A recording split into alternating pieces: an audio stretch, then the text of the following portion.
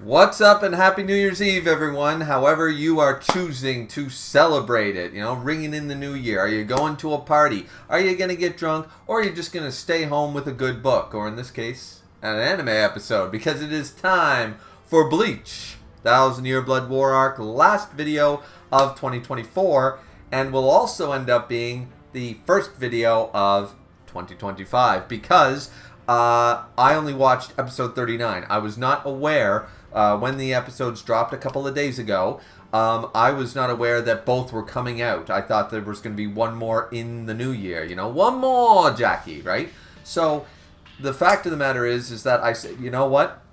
I'm probably not going to have time, or barely going to have time to record this video, let alone 2 episode reviews. So I said, you know what? I'll just save that, a good hit the ground running with the season finale of Bleach 1,000-Year Blood War Arc Season 3, or Core 3, however you want to call it, to start us off for 2025, right? So, but this time, we're just going to be talking about Episode 39. I have not seen Episode 40, but Episode 39, if you're a Yoruichi fan, which, I mean, how are you not?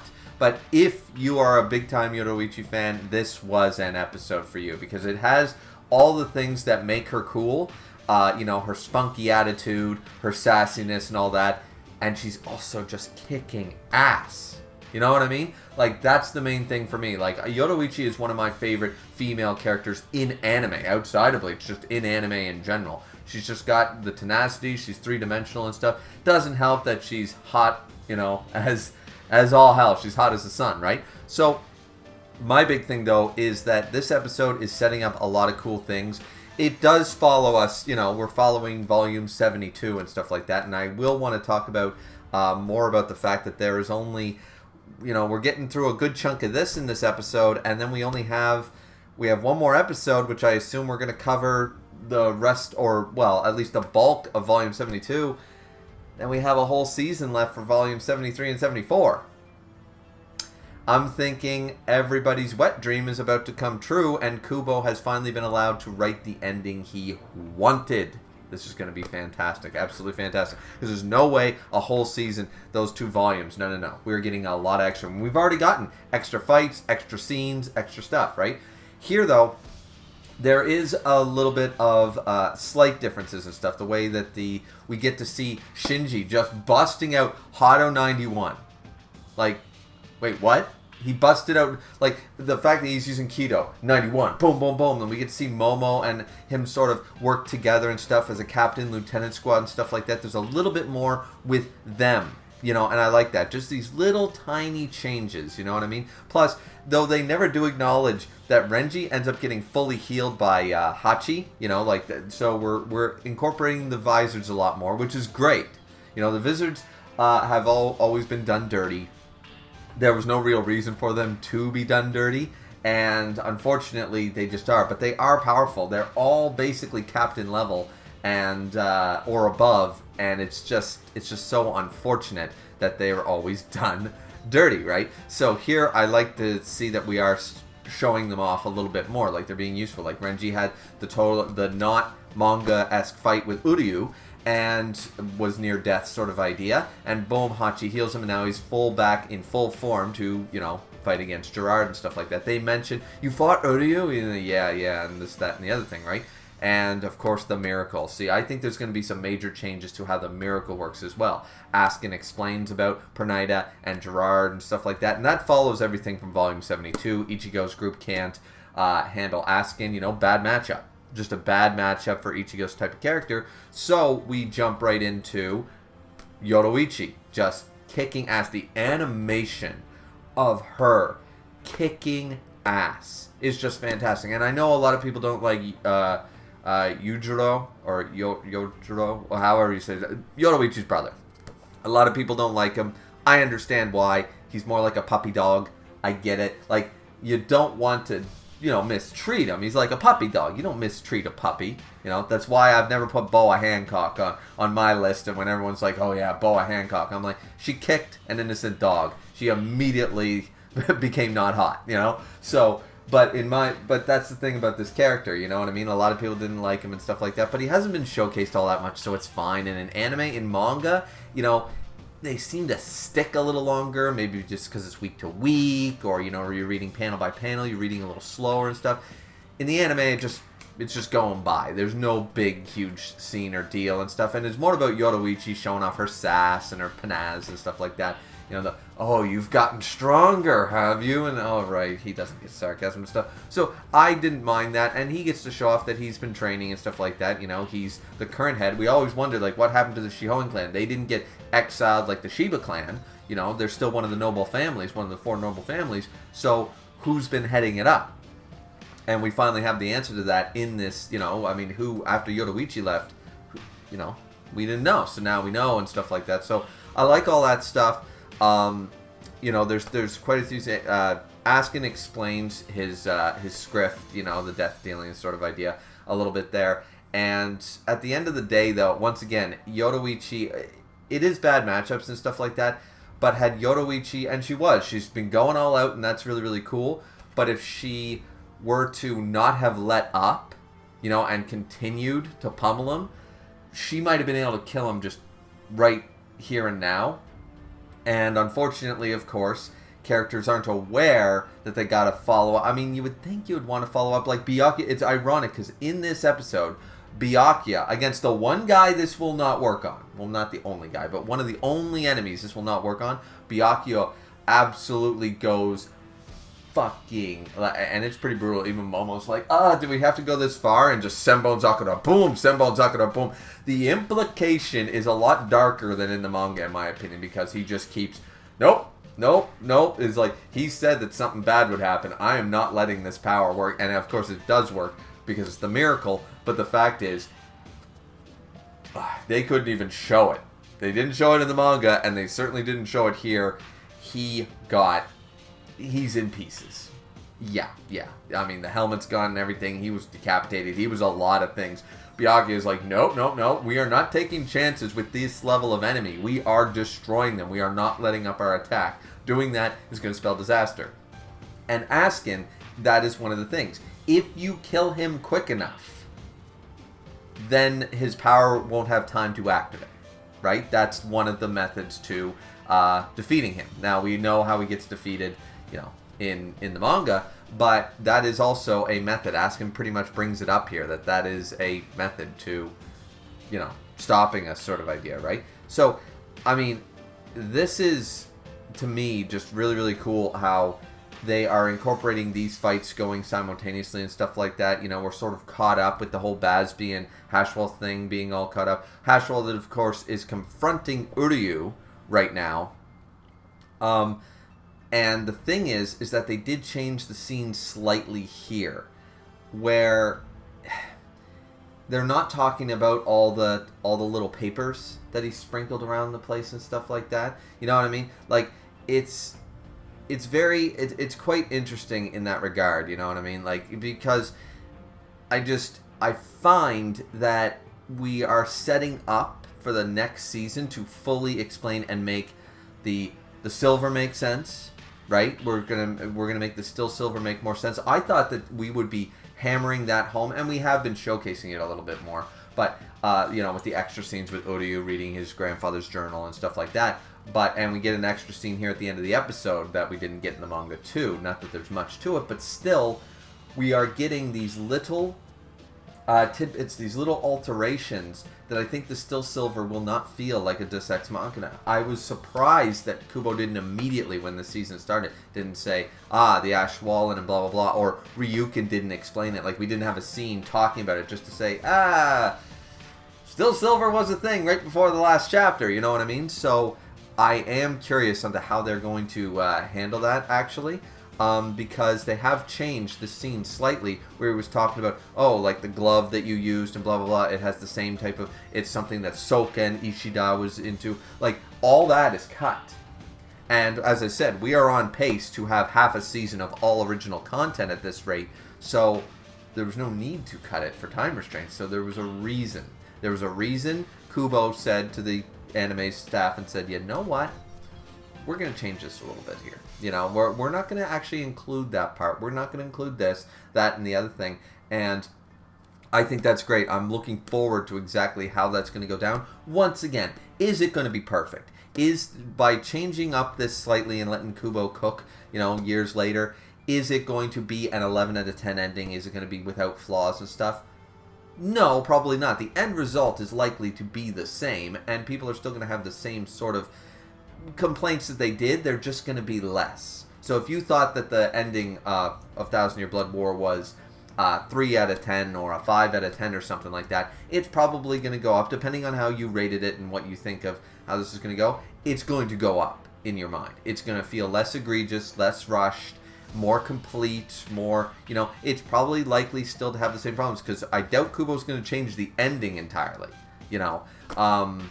but the build up to it has been a lot better, obviously, and looking like as I said, the rate we're going. And this episode it's just showcasing that, we're getting the great animation, especially Yoruichi's attacks. Those were just insane. And, of course, as I said, at the end of the episode, we do get Uryu being blasted by Hashwell sort of idea, because he's going to fight him because he's got the Almighty right now, and he's confronting Ichigo. And that's basically where the episode ends. So the Askin fight is ongoing right now with Yoruichi. Yoruichi is strutting her stuff. The Gerard fight has basically just started with the Miracle, and he's grown to this insanely godly size and stuff like that. And now, of course, we know Urahara is actually seen here. I don't think he's seen in the manga. He's actually still with this group when they're fighting Gerard initially, and they kick the crap out of him. And, Byakuya does something sort of in the same sense that they couldn't show exactly what Mayuri did to Nemu in Wako Mundo. For different reasons, but for the sake of all of our eyes, they did not, we didn't get to see that, what happened to Gerard. It's just, but Urahara is actually there in this scene, and we know he's eventually where we're almost caught up to the point that Urahara goes to fight against Askin, right? Spoilers. That fight's going to be awesome. I definitely think we're extending that fight. Maybe not up until the Yoruichi points, because that was all pretty solid, but the big thing, the Bonkai bargain sale. Right? We've got a Bonkai bargain sale up in here. You get a Bonkai. You get a Bonkai. Everybody gets a Bonkai. Kubo was channeling his Oprah Winfrey at the end of this. Just like, I gotta show Shunsui's, Kenpachi's, Urahara's, at this point, everybody's, right? Toshiro's real one, I gotta show everybody's, right? So, really, really cool there, but I'm still excited to see them all, of course, because Bonkai, just that one word is so hype in the community. You know what I mean? That's just such a hype thing. Like bounty reveal is a huge thing in One Piece, or I don't know. There's just certain things that just certain words and phrases just get so much hype, and Bonkai is one of them. We get to see X characters Bonkai. That's always. It doesn't matter if it makes sense. It doesn't matter if it's out of place. It doesn't matter if it's rushed. If we get to see a new character's Bonkai, the community goes nuts for good reason. Bonkais are great. As I said, the end of the episode ends out with an extra scene that we didn't see, showcasing that I believe they're in front of probably, I don't know if this is supposed to be Soken's grave, or, because I don't think I actually saw the name. Maybe I'm full of crap here, but unfortunately, I wasn't able to watch it on the computer and take screenshots and stuff like I normally do. That's why I'm sort of jumping all over the place, just using my memory, flipping through them, flipping through this sort of idea. Because I watched it, on the TV yesterday, and I just think that it's so cool that we are showcasing that both Ryukin and Ishin are there, and Ishin's like, hey, and I think this is meant to be Masaki's grave. Now, we've seen Masaki's grave is obviously in a different spot, so that's why I'm thinking this might be Soken's, but why would Ishin know where that was, sort of idea? Once again, that doesn't really matter. I'm sure he could track him down. He's Ishin. He's awesome. He's one of the strongest captains from what we've seen. He's, literally super fucking strong. He's a super badass. We should have seen more of him, and I'm hoping we're going to get more of him. That was one of the complaints about the last couple of volumes. But we see them, and he's like, yeah, I thought I'd find you here. So I think it's Masaki's grave. I think it's Masaki's grave, or it's Ryukin's wife's grave. I don't think it's Soken's, where, of course, they never had the body anyways. I think it's actually, at first I was like, it's obviously Masaki's grave, because they both, I mean, Ishin, of course, loved Misaki and stuff like that, but of course Ryukin had his whole thing with Misaki too. You know, he cared about her very much and stuff like that, and they were meant to be betrothed and stuff. Whatever on that, but still, I think it's meant to be his wife's grave, you know, and because he's staring down at it, and of course we're still getting the shots of Uryu with the whole, you know, like, remember the whole, the hospital scenes and stuff like that and stuff. Though, either way, I just think that this is better setup to, hey, you're gonna go, aren't you? Like, it's time, like, you want to show up, you know. So I just like this little additional scene where they just don't come out of nowhere like in the manga. It only took a 30-second scene to say, and I thought you'd find it here, and he's in full Quincy garb, and he's like, so you're heading out, huh? Yeah, alright. Well, I'll join you, sort of idea. Like, we have to help. Like, the Earth, because at the beginning of the episode, which I forgot to mention, you know, the Mimi Hage, like, Uketake's Ryatsu, which, by the way, if it weren't for Aizen, I would say that this man had the highest amount of Ryatsu. He's literally stopping Yuha, asleep or not, with the Mimi Hage. That it has been absorbed. He has been preventing with his massive amounts of Ryatsu and his life force. He has been holding the three worlds together, and they're finally starting to shake. That is insane. That is an insane amount of Ryatsu. We know that Aizen's got the highest in the series, supposedly. But Uketake's just has to be nuts for this to occur. This is just insane, right? So, either way, yeah. So the fact that all went down and stuff, and like the world's come to an end, they can feel the earthquakes, they can feel the shaking and stuff like that. You know, it's like, Ishin, you're not just gonna sit at home, bud. You know, and Ryukin, what are you doing? You're stronger than your son by the looks of it. You know, like you're always, every time you show up, you kick ass. You know, you might have only shown up like 3 times in the story, but each time you're calm, cool, collected, and you're a badass. So you might be a shitty father, but you're a badass. So I like the fact that we just got this one scene saying, okay, like, we have our regrets, or we have this and stuff. And as I said, if the scene is there, it's like, I had to operate on my wife to get this, you know, this is our one shot to stop him once and for all, the man. And once again, it's also revenge for the death of his wife. It's both of their wives when you consider this. This is something that's never brought up by most people, is that Yuha, you might argue, I mean, people say Grand Fisher, no, because Ishin knows it. And he says this, I forget where, but he says this too. He wasn't worried about her because she was a badass too. She was a Quincy. So there should not have been a reason, even without his powers, for him to go and get involved. So he regrets not doing it that day, but the Ash Wallen caused literally the death of both Ichigo's mother and Uryu's mother. And on top of that, it caused the death of their wives. So Ryukin and Ishin have every reason to be like, yeah, you kind of killed our wives. And Motivation 101 in anime is the death of usually a brother or a friend, but a wife or a mother just hits that, just hits harder. And here we're seeing it. They're calm and cool and collected, but I'd really like a little bit more. I know we want more from them, but I don't want them to be blasé about this whole thing. I want them to be like, yeah, they are the reason that you guys don't have mothers anymore. They are the reason that we lost our wives. This, I don't care if he's the best thing for the three worlds, or one way or another, he's gonna die. You know, the Ash Wallen, it didn't matter. The moment he sealed his fate, the moment he Ash Wallened our wives. You know what I mean? Like, I want that. I want just one line where either they say to their kids, he's the reason you don't have, you know, you grew up without your mothers. You know, he is the reason. Just remember, like add fuel to the damn fire. You know, they know it, but I want their fathers to, you know, kick in the ass, like, say it, like, you know.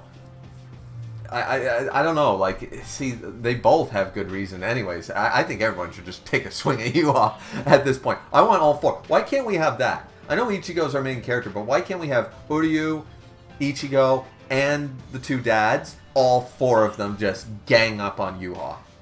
It doesn't need to be the reason that they win or whatever like that, but I just think that would work so much better. It's like they all have a right to take a swing at this multi-eyed, eyes for days motherfucker. You know what I mean? So, Anyways, I thought the episode was really good, and I've ranted plenty about it. I don't think I missed anything, even if I've been jumping all around the place here. Any of the little additions I like. I'm curious about Xing out the paper thing scattered around the new royal palace and stuff. Because I sort of got it in the manga. I got the reason, but that's part of what, like, here, look, I found all your things, and what did you do with these, and why were they here? And obviously it never went anywhere because he collected all the pieces of, Ryatsu paper or whatever they are. So I see that Kubo decided to remove that. I'm curious as to what, how we're going to switcheroo it around sort of idea. Anyways, so that's episode 39, and the last video, as I said, that's why I'm ranting longer, of 2024. This will be the last video of 2024, and it was a damn good episode. Just a damn good episode. I really enjoyed it. There were so many components to it to enjoy, and a lot of fan-favorite characters got to shine, for sure. And I know a lot of people love Askin. Askin is a lot of people's favorite Sternritter. For me, he's just sort of a little bit of a JoJo. You know what I mean? A little bit of Joseph Joestar. A little bit there. And his ability, I mean, it's intricate, and it's a little different, and it's definitely OP.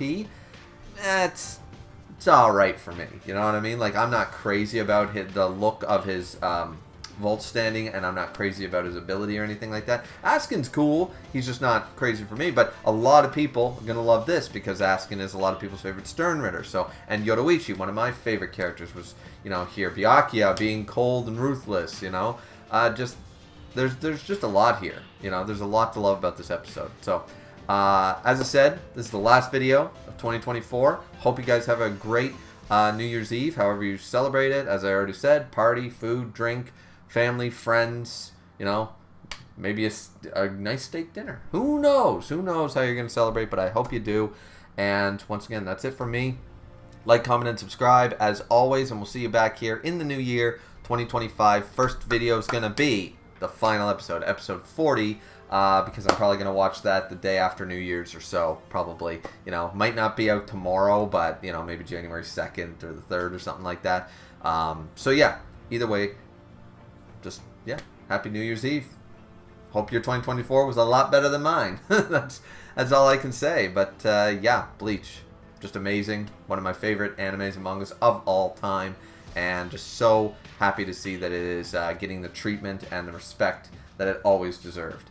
Because for me, it was my favorite of the big three, And as much as I love One Piece, I like Bleach more. Bleach, to me, is just... It's just one of the best. It's just one of the best. So, anyways, I hope you guys, as I already said, 2024 was good for you. And if not, well, like me, let's hope 2025 is a lot better, right? So, Happy New Year's Eve, everyone. Have a good one. And we'll see you back here next year. Bye-bye.